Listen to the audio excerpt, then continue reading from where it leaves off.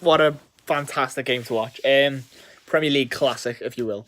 Hi guys, welcome back to On the Fence. Liverpool have just beaten Newcastle United by 3-2 at St James's Park.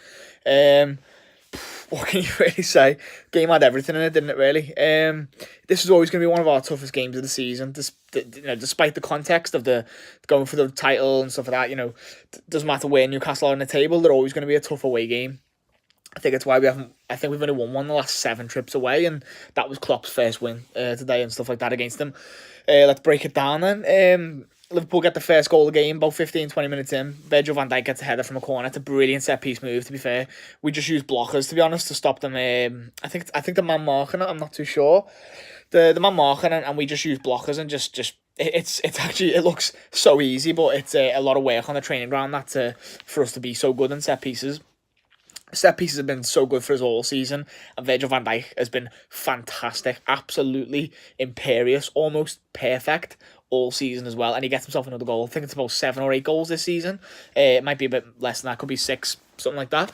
But for a centre half, remember the 13-14 season, and Scale had scored about 6 or 7 goals from set pieces. Well, that's what Virgil van Dijk's doing, but better, because he's defending better at the back of the pitch as well. We don't concede a lot of goals.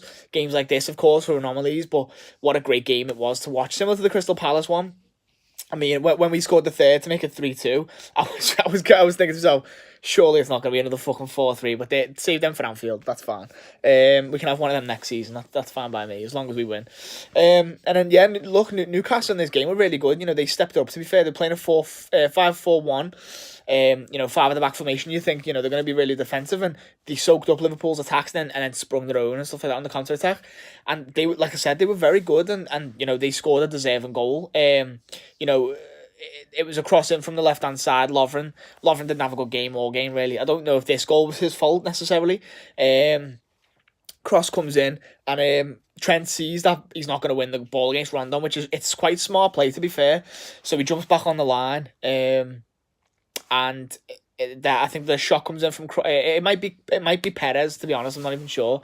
And Trent saves it on the line with his elbow. So everyone's saying he should get sent off, but because of the double jeopardy rule, I don't think he would have anyway. Because it would have been a penalty, and I'm not sure how it works. But either way, he didn't get sent off, and it was lucky for us. Fair enough. I'm not asked. But Atsu puts the ball in anyway, so it doesn't really matter. It makes it 1-1 to Newcastle. 1-1 for Newcastle.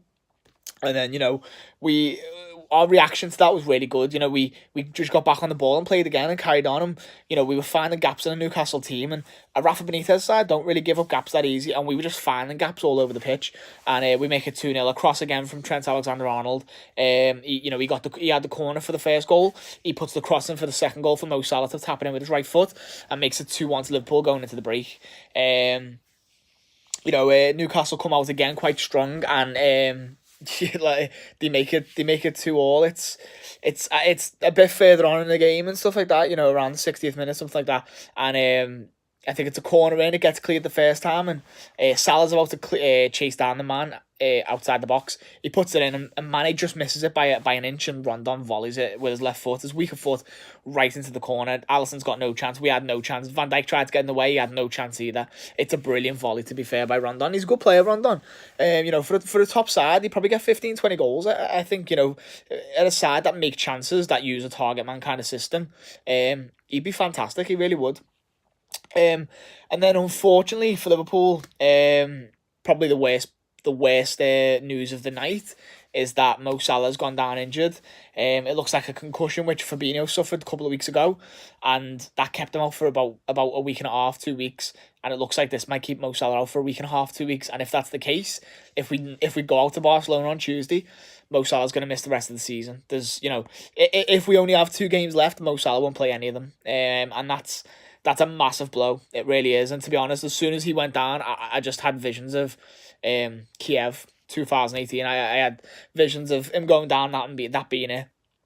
And as much as it's still hard to take the fact that he's injured, Liverpool didn't let it affect him. Although we did it first. We bring Origi on.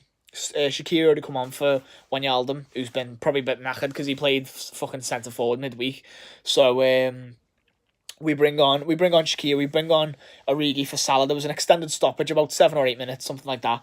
And then there was a couple of Newcastle players that go down just after, to make a little bit of 8 minutes stoppage time anyway. there was. But in and around the I think about the 78th. No, it wasn't. 84th minute of the game, Origi, the substitute, has just come on for Salah. He gets his head on a Shaqiri free kick from the right hand side. Fabinho does really well. He dropped into centre half when Milner come on, because we started to look a bit panicky, to be honest. You know, back to what I was saying about us staying calm, and we were doing the right things. Well, towards the latter stage of the game, we were just kicking the ball out of play a lot. Fabinho was guilty of it. Trent was guilty of it. Even like Robertson guilty of it as well. So we needed someone in the middle, like a calm head, similar to Southampton away, and it had the exact same effect, the fantastic effect. Milner comes on, he shores up the team. Fabinho drops into centre half, but from a corner we had the men up the pitch, and Fabinho's up tracking the ball on the right hand side, and he cleverly takes a foul. You know, he's getting pulled by Richie, and he just decides to go down. He gets a free kick. It's a great piece of play. And to be honest, Van Dijk does really well in this bit of build-up. He's standing in the box, and I can see on the screen him pointing towards Trent, who's about to take the free kick, and he's saying no, he's saying you, and he's actually pointing to Xherdan Shaqiri, because he's saying you should put the ball in, because it's a left-footed in-swinging cross. And would you believe it? That's what gets us the goal. It's a fantastic cross in by Shaqiri, and Origi gets a head onto it, like maybe one of his dreadlocks get a bit on the ball, and then it hits Lascelles on the back of the head, and it goes in the corner, and absolutely fucking scenes. We've got that goal, and it's massive. 84 minutes. Although there was an extended stoppage time, that felt like the winner even still. Do you know what I mean? It was just absolutely jubilant. It was just the relief more than anything else. Not even a celebrate. It's just a relief like that we scored. There was just moments in that game where you think, this is it now. We're just gonna be like, we're just gonna fizzle out really in this game. Salah's got injured. Sturridge is playing. Firmino's doesn't look like he's gonna feature. In the next couple of games, because he's out injured and stuff like that after coming on against Barcelona. Could we maybe have the end of the season be without Mo Salah and without Firmino?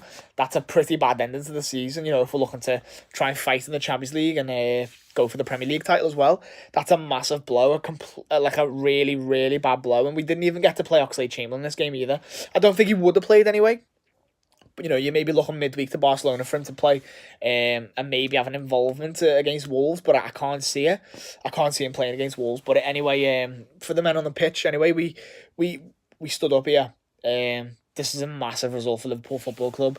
It could go down as just another result in a title race that goes to Man City. Absolutely, it could. And there's a massive likelihood that will happen, because Manchester City have got Leicester at home and Brighton away, which are quite favourable games, and City could easily just win them two games without even going out of second gear, to be honest. And that could just happen, but this game just felt like a great massive win, because Newcastle's a tough place to go. Like I said at the very start of the video, Salah goes down injured, probably at the end of his season. Like I said, shades of Kiev last year in the Champions League final. As soon as he went off, we crumbled. This time we never. That's a big thing that we didn't crumble, to be honest, in this game. We were able to bring on Milner rather than having him from the start, and use that experience. We've got Fabinho, who's just so good, so good. And one thing I haven't even mentioned is Andy Robertson, because he is absolutely fucking brilliant. He's world class. He is a world class left back. He is the best left back in the league. None of this shit about Luka Dean being the best left back in the league because he's Spanish. No one gives a shit. Andy Robertson is the best left back in the league. He's one of the best left backs in the world, and I don't care. I don't do ifs, buts, and maybe someone else. He's the best left back in the league. He's absolutely brilliant. And just on top of that, the other side of the pitch, the fucking fullback, or the fullback, Trent Alexander-Arnold, who's 19 years old. He's an academy prospect, and he's a fucking central midfielder converted into a right back. He's the best right back in the league as well. We've got the two best fullbacks in the league. It's brilliant. The best centre back in the league, the best keeper in the league. We've got one of the best forwards in the league, who's unfortunately gone off injured, Mo Salah. Still top scorer in the league, by the way, at the minute. Let's hope he stays top scorer in the league so he has something to fucking to cheer about. if we don't win the league. But let's hope we do fucking win the league. You know, we're top of the league right now. We're 2 points clear.